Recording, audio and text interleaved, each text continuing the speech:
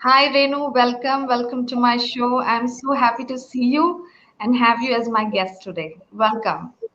Hi, Ranjini. Thank you for the invitation, and I'm very, very happy to be here.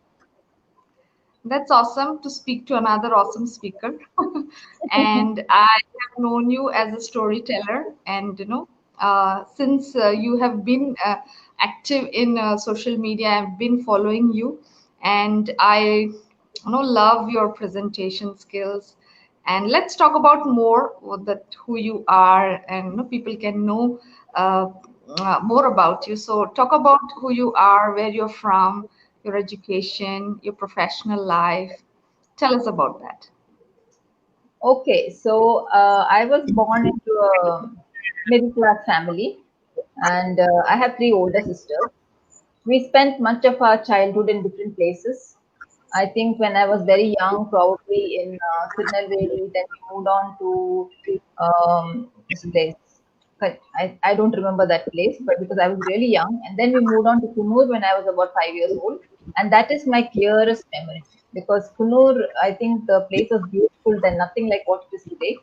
Much of it was just tea estates, and we always lived in beautiful independent houses because my dad was in the bank, and all of us loved garden. And I learned a lot about gardening from my mom. She loved gardening, and she used to grow all kinds of flowers. I think many flower names I learned at that young age.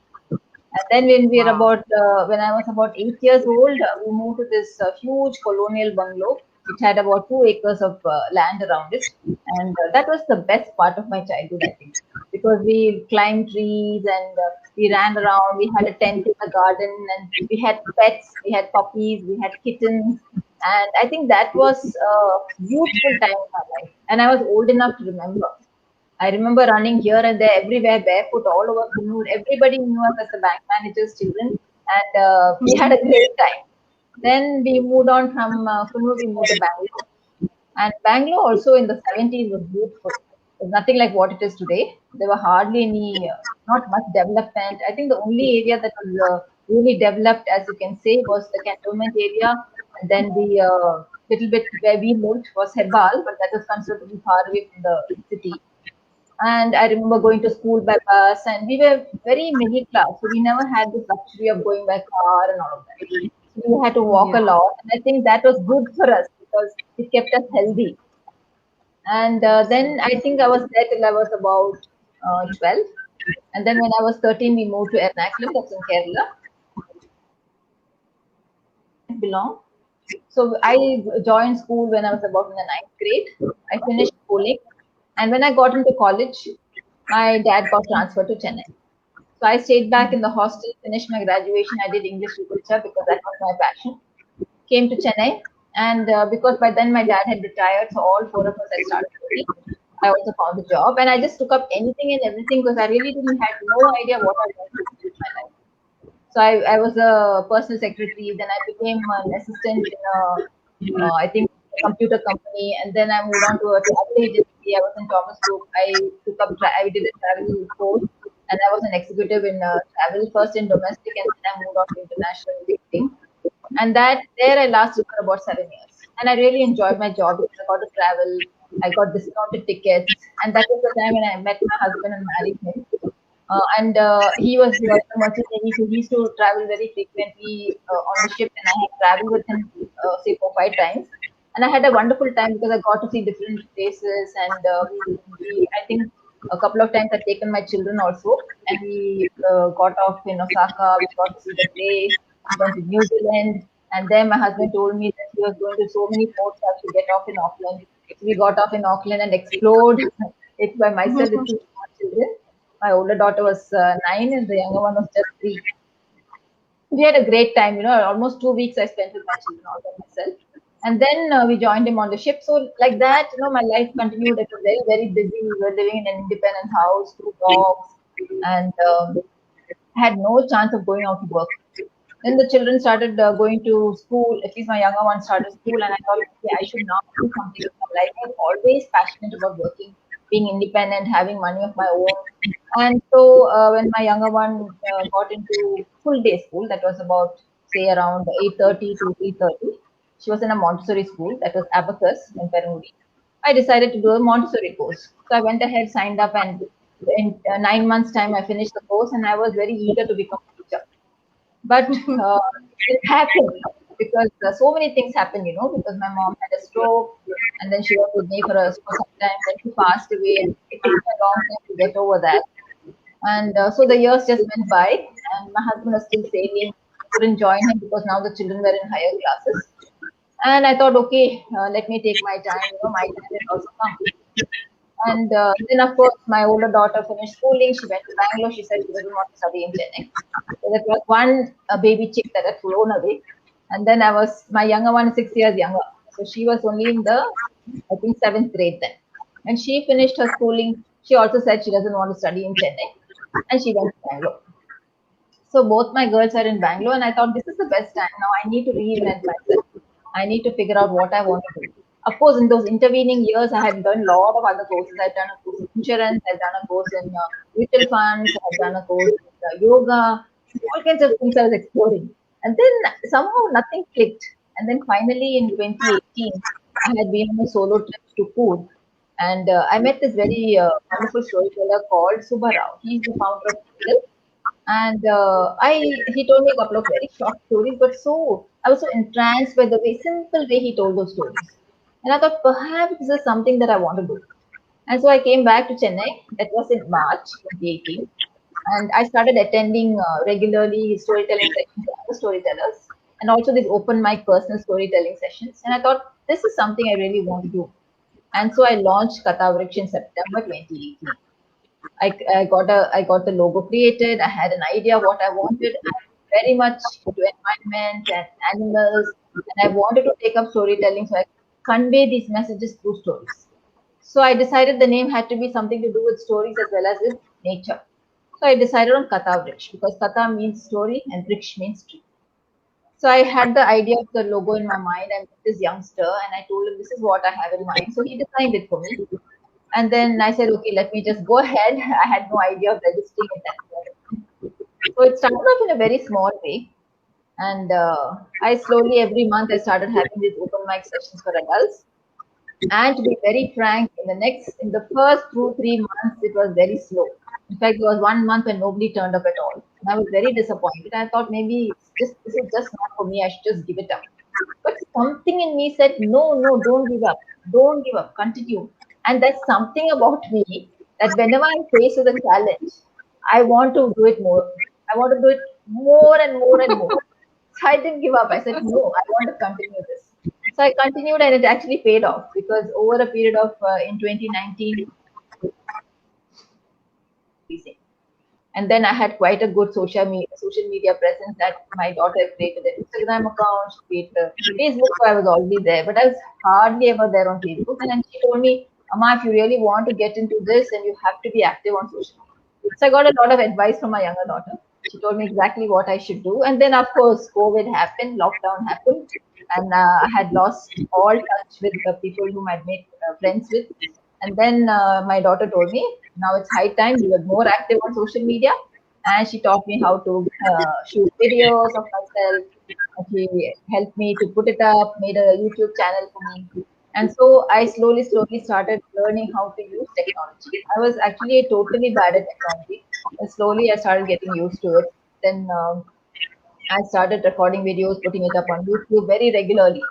Then after some time, I found that I'm not having enough time. Earlier, I used to say, "Oh my God, there's so much time on my hands. What do I do?" But now I'd come to a point saying, "I don't have time at all. I'm not able to do this, or I'm not able to do that." Time was just flying by. But I'm continuing to do whatever I can every single day. I either shoot a video or I'm constantly thinking of stories. I not only read up stories, I also create my own stories. And the story idea generally comes out with one particular thing that I want to talk about. Like I had been to the beach one morning and I saw this tiny little crab inside a plastic bottle. And as soon as it felt me perhaps approaching, it quickly came out the bottle and scurried away. So I'm actually very much against plastic, and I've been leading more or less a minimalistic life. I had stopped using plastic long back, always carried my cotton bags, and I'd also started composting at home way back in '99. Always segregating garbage, and I had actually been interviewed also by Dinathanti. So I looked at that bottle and I thought, there's a story in here. So I created Nonni's Big Adventure. It's all about this crab who gets stuck in a bottle and then washed out into the sea and then beaches somewhere else. And there she finds some other crab to not know, like her family, and how she gets away from there and comes back home. So I made that into a story and brought in the message that humans are destroying the beaches. We use so much of plastic and discard it. And what happens to the animals? So, and then there's the story about Ambi, the mango tree, and that was inspired by my dog. We have a mango tree in the garden, and every time the crows drop half-eaten mangoes, my dog grabs it, and then she runs Yeah. and eats. The crows get really angry with her. And so that day when I was watching her eat the mango, I came up with this idea of the mango seed story. So I recorded and Mm. put it up on my YouTube. So like that, every time an idea comes, like there's something like we are also particular about our personal appearances. We are so worried: is my hair showing bad, or is my gray hair making me look old, or I have so many pimples. We're always concerned. We're so concerned about our physical appearance. So I wrote a story about this man who wears a wig because he's bald, and how the whole story goes along. And finally, he decides one day, I don't need the wig anymore. So he goes out completely bald, and people are amazed because they already heard that, and they've been laughing at him behind his back, knowing that he wears a wig. And the day he walks out without his wig, people are amazed and they stop laughing at him. So I just wanted to give these messages that it doesn't matter how you look, you should be confident and be happy with the way you are. Another story I wrote was also about the very tall princess. She's so tall, she doesn't like it. And then she goes off on a journey and she comes back saying, I'm happy just the way I am. So these Okay. kind of stories just come into my head because I feel this is a message I want to give to youngsters and even to older people, because I think all of us are so concerned about how we look, what people will think about us.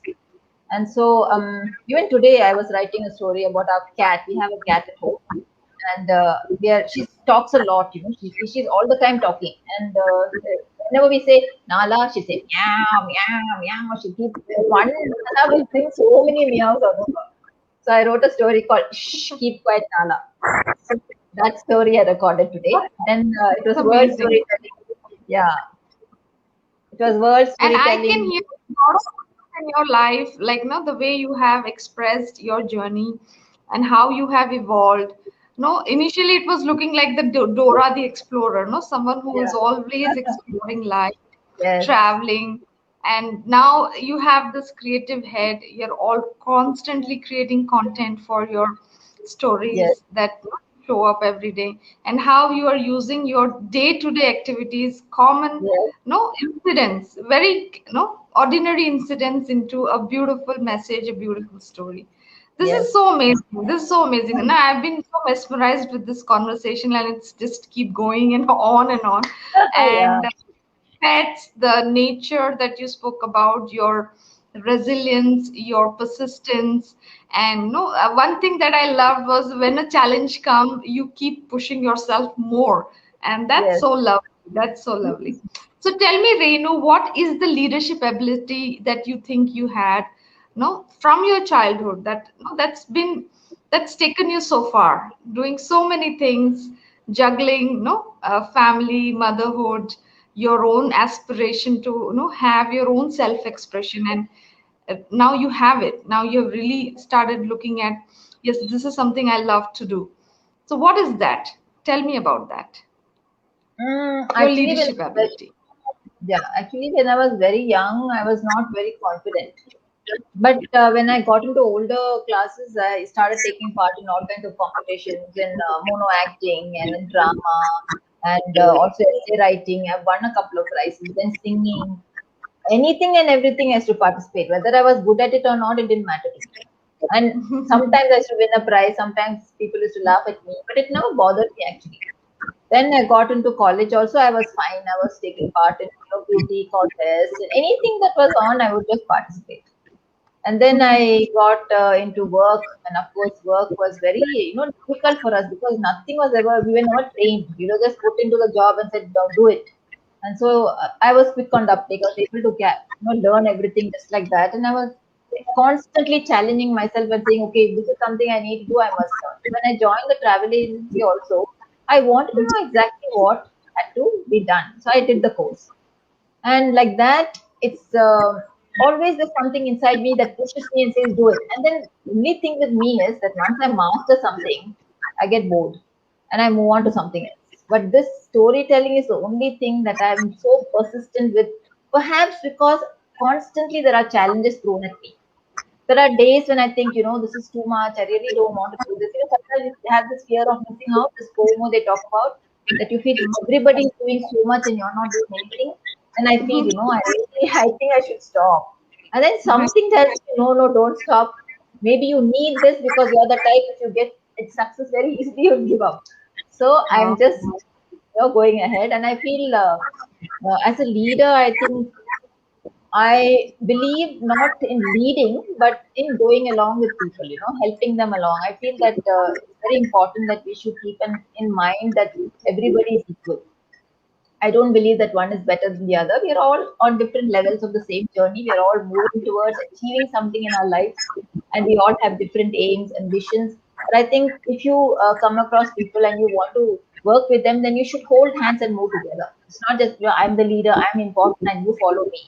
It's nothing like that. I don't believe in that because I feel that we learn from everybody. Learning happens even from the smallest child to the oldest person in your life. So respect everybody. Accept with gratitude that this person has said something to me and my perspective has changed. So I feel that I'm learning a lot every day. I learn from books that I read, I learn from my dogs, I learn from the garden. I feel even the plants have so much to teach us, The weeds you see on the roads, they don't get rain, they don't get anything, and still they're thriving. So that shows resilience. So I feel that whatever challenges are thrown at us, we should accept that also with gratitude. After all, there's some lesson in that. So that is Exactly. my, yeah, that is my feeling nowadays at this I time. you have said a very beautiful thing. Leadership is about continuously, being educated. No, you are Yes, open to learn. Always, you are. It's a continuous education, and that yes, also that's one of the beauty of a powerful leader. And you yes, keep learning from environment, from people, everything. yes. So beautiful, Renu. Tell me, what is your plan for 2021? What is the future you are creating through KathaVriksh, and what is the mission you have? Well, the mission is to make people understand that storytelling is very, very important to understand ourselves, to understand others, because when we listen to stories, we realize there are different perspectives. That we generally look at the world only through one lens, our own lens. We think that we are the protagonist, everything is happening to us, and that we are the most important people on earth. But it's not like that at all. We are just only one small bit in that microcosm that is called the world, and we need to understand that. And I feel storytelling is a powerful tool to convey that message. That every story has got something for everyone in the audience. It may not be the same message. I could get something from it, somebody else could learn something else from it, but everybody learns something from it. So that is the beauty of stories. And unfortunately, many people don't seem to realize that storytelling is so powerful, that stories are so relevant. When I say storytelling, we immediately think that it's for children. It's not. It's for Yeah. everybody, right from babies up to 90 to 100-year-old. Stories are very, very important. So We for all me, live in stories. We all live in stories. We have a story definitely, of our childhood, our yes, marriages, our yes, relationships. Like yes, it's a huge mesh of stories. And when you yes, say storytelling as a skill, you really can, untangle all these things. Like, how yes. do I talk about my mom? How do I talk about my friends? No, everything Yes, is a story. It's of a course. perspective. It's a Yes, perspective. So beautiful. And yes, if people get that, no, we will be able to not just connect with ourselves, like how we see the world, and also see the view of other people, how they see the world. And definitely, definitely, that, 100%. 100%. yeah, so that's a beautiful thing that you're doing, and Renu, I want that you don't stop. Even if you ever have to, please don't stop, because this is the message my children will give me, every time. Like, mom, don't stop what you're doing. So, no, that motivates me. Okay, I should Yeah, go on, and so they are my big motivators. So you should go on, and this is amazing. People getting to know the views and different views. There are million views around us. yes. So how can we connect with you, Renu? What are the best ways to reach you? Well, KathaVriksh is on Instagram. I'm on Facebook. I have a LinkedIn profile, but I'm not very active on that. And then, of course, I have my WhatsApp. You can always message me, and I'm there always. I'm checking. Mostly, I'm most active on WhatsApp because that is there on the phone. I do check my email. I do check my Facebook and Instagram almost every day. But if you really want to connect with me immediately, then WhatsApp would be the best. So I think KathaVriksh is I see you more active on Instagram because Yes, especially the content you create, it's more appropriate on Instagram, and you're yes, available. KathaVriksh is available with Instagram, and you yes, can find her. And tell me what there's some festival going on. I could see a lot of guests coming. What is yes. that? What are you creating? I have a festival every 2 months where I invite about 9 Indian storytellers and three tellers from overseas, so that we have a nice mix of stories and storytellers. And everybody's got a unique storytelling style. They all have different ways. That's why I've called it Katha Potpuri. Potpuri means a mixed fragrance.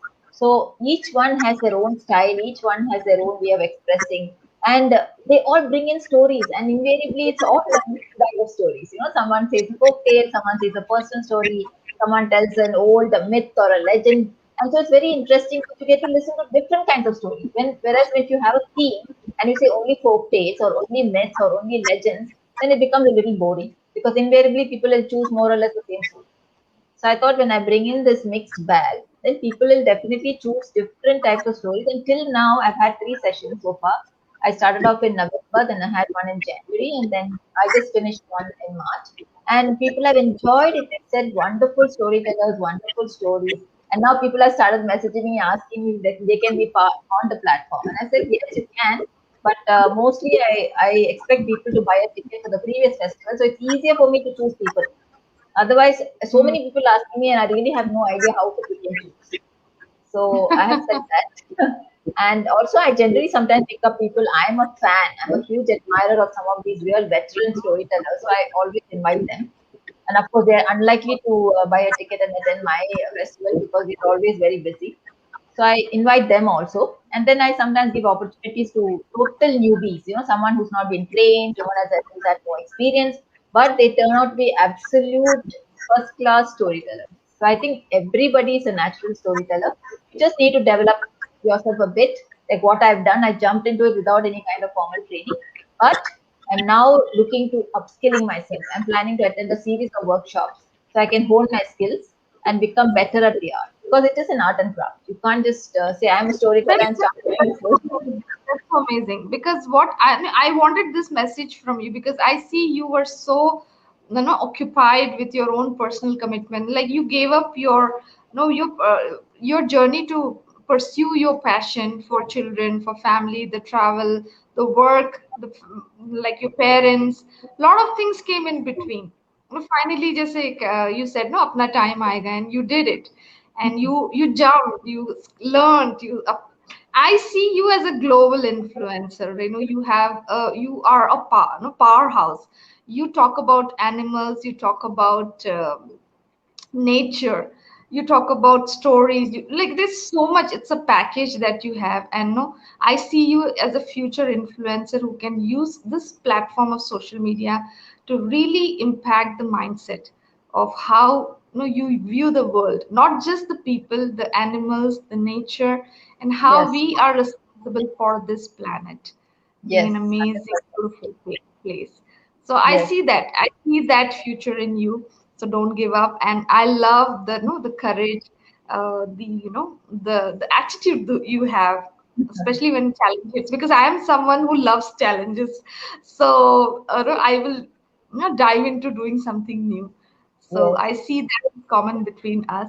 So tell me, Renu, what is the message that you want to leave the people who are watching this today? Okay. So what I would say is like what you just said precisely that don't give in, don't give up. Follow your passion, your heart, and you'll reach there one day or the other. Don't fall down. If you fall down, get up again and keep moving. And Keep lots of moving. challenges will come. Lots of times you'll fall down, but the idea is to stand up again and keep fighting till you get. And there's no end to learning. There's no end to the journey. You keep moving, moving, moving. And it can be sometimes backward, sometimes forward, but keep your eye forward. Yes, we do tend to go back into the past, we go back to failures, but focus and say, I did fail, but I'm moving forward, I am succeeding. And there's always success. Success, failure, success, failure. It's a, it's not the end or the beginning. It's a continuum actually, because it's all part of life. If you don't fail, you'll never understand what success is, and if you don't succeed, you will never know what failure is. So it's We a, never appreciate failure, actually. yes, it's very much needed. In fact, failure is very important for us, because that is the impetus that actually pushes us forward and says, go ahead and get what you want. So I think everything we Right. should accept with gratitude, because that's what really helps us become who we are. Absolutely. That's so amazing. That's such a beautiful message because women typically keep it sidelined. Their life is Yes, sidelined.